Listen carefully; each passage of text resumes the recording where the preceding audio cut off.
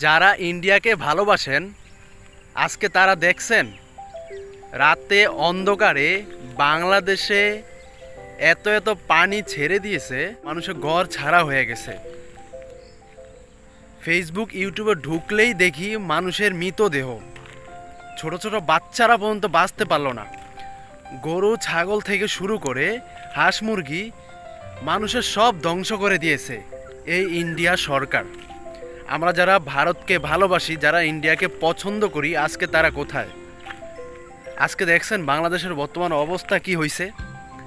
আপনারা দেখছেন প্রতি বছর যখন আমাদের পানির প্রয়োজন হয় না, যখন আমাদের বাংলাদেশে অনেক অনেক বৃষ্টি থাকে, তখনই ইন্ডিয়া থেকে পানি ছেড়ে দিয়ে আমাদের লাখ লাখ টাকা মানুষ নষ্ট করে দেয়।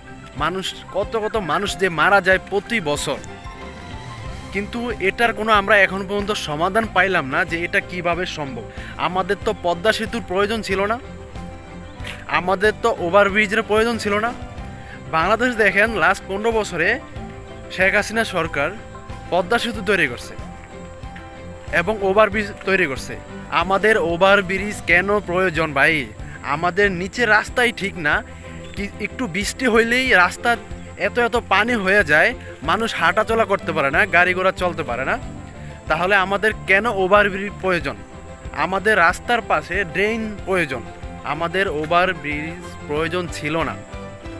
আমাদের পদ্মা সেতুর প্রয়োজন ছিল না। আমাদের প্রয়োজন ছিল ইন্ডিয়ার যেই জায়গা থেকে পানি আসে, সুরুজ গেট দিয়ে বা তিস্তা দিয়ে, যেসব ফারাক্কা থেকে যে পানি আসে, তার সামনে দিয়ে আমাদের আরেকটা ফারাক্কা বাঁধ তৈরি করার প্রয়োজন ছিল।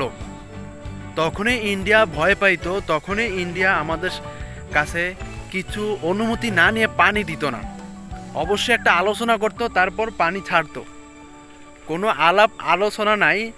ভোর রাত্রে 3টা 5টা বাজে, যখন মানুষের ভর অনেক ঘুমে থাকে, তখন পানি ছেড়ে দেয়। ওই সময়টা পানি ছেড়ে দিলে মানুষ কিভাবে তাদের নিজের যান বাঁচাইতে পারে না, সেখানে কিভাবে জিনিসপত্র নিয়ে পালাবে, কিভাবে আশ্রয় কেন্দ্র যাবে? আজকে যারা ইন্ডিয়াকে ভালোবাসেন, ইন্ডিয়াকে যারা অনেকে মনে প্রাণে বিশ্বাস করেন, মানে নিজের জান দিয়ে লাবেন ইন্ডিয়াদের জন্য, আজকে তারা কোথায় ভাই? আজকে আপনারা কোথায়? দেখেন না ইন্ডিয়া প্রতি বছর এই কাজগুলো ইন্ডিয়া করে, প্রতি বছর। এটার সমাধান আমরা এখন পর্যন্ত পাইলাম না।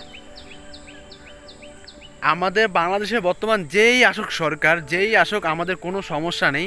আমরা বাংলাদেশ মানুষ শান্তিতে ঘুমাইতে চাই। আমরা বাংলাদেশ মানুষ শান্তি চাই। যা যা করার প্রয়োজন তা করুন, সমস্যা নেই। আমরা হয়তো কিছুদিন পর সব কিছু ঠিক হয়ে যাবে, কিন্তু প্রতি বছর যে এই পানির কারণে হাজার হাজার মানুষ মারা যায়, হাজার হাজার মানুষ ঘর ছাড়া হয়, কত লাখ লাখ টাকা লস হয়, এটা সমাধান আমরা চাই। আমরা যতটা পারি হেল্প করব। আর ইন্ডিয়ার পণ্য সবাই বয়কট করুন।